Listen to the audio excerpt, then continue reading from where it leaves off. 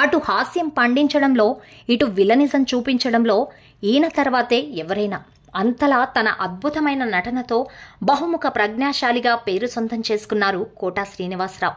ఒకవైపు నటుడిగా, మరొక వైపు క్యారెక్టర్ ఆర్టిస్టుగా ప్రేక్షకులను ఆకట్టుకున్నారు కోట. ఇక ఈయన నటుడిగానే కాకుండా సింగర్గా, డబ్బింగ్ ఆర్టిస్ట్గా కూడా పనిచేశారు. అలా ఇండస్ట్రీకి వచ్చి 4 దశాబ్దాల కెరియర్లో 750కి పైగా చిత్రాలలో నటించిన కోట ఈరోజు ఉదయం ఫిలింనగర్లో తన నివాసంలో కన్నుమూశారు.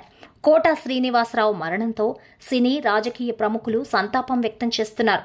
ఆయన పార్థివ దేహాన్ని సందర్శించి కన్నీటి పర్యంతమవుతున్నారు.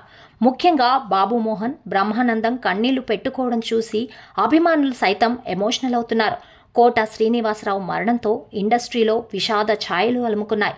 ఇలాంటి సమయంలో టైం వచ్చినప్పుడు ఇక మనకి టైం ఉండదు అంటూ మరణం గురించి గతంలో ఆయన చెప్పిన మాటలను అభిమానులు గుర్తు చేసుకుంటున్నారు. అసలు విషయానికొస్తే కోట శ్రీనివాసరావు గతంలో అనారోగ్యం పాలైనప్పుడు కొన్ని మీడియా సంస్థలు కోట చనిపోయారు అంటూ ఆయన బ్రతికుండగానే ఆయనను చంపేస్తూ వీడియోలు రిలీజ్ చేశారు.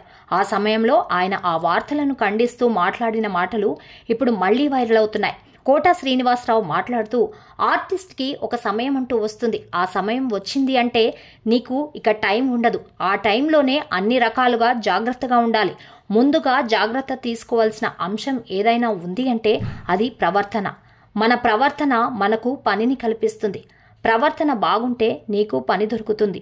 లేదంటే ఆస్తులు పోగొట్టుకుని నువ్వు అడుక్కోవలసిన పరిస్థితి వస్తుంది. ఇప్పటి వరకు ఇండస్ట్రీలో ఇలాంటి వాళ్లను చాలా మందినే చూశాను. అయితే భగవంతుడి దయ వల్ల అలాంటివేమీ నాకు జరగలేదు. ఏదో వెళ్ళిపోతాను. సమయం వచ్చినప్పుడు నాకు సమయం ఉండదు. వాడెవడో కోట శ్రీనివాసరావు చచ్చిపోయాడని బ్రతికుండగానే చంపేశాడు. నాకు ఆరోగ్యం బాలేదంటే బాలేదని చెప్తాను. వయసు మీద పడుతున్నప్పుడు అన్నీ బాగోవు కదా. అనారోగ్యంగా ఉంటే వాడెవడో ఏకంగా చంపేశాడు. ఇక నాపై అలాంటి వార్తలు రాసిన వ్యక్తిని పిలిచి గట్టిగా అరిచాను కూడా. నిజంగా మనిషి బ్రతికి ఉండంగానే చంపేయడం దారుణం. ఇంతకంటే దారుణమైన పరిస్థితి మరొకటి ఉంటుందా అంటూ తన మరణ వార్తలను తానే ఖండించుకొని అందరి చేత కన్నీళ్లు పెట్టించారు. ఇక అలాంటి వ్యక్తి నేడు మన మధ్య లేకపోవడం నిజంగా బాధాకరమని చెప్పాలి.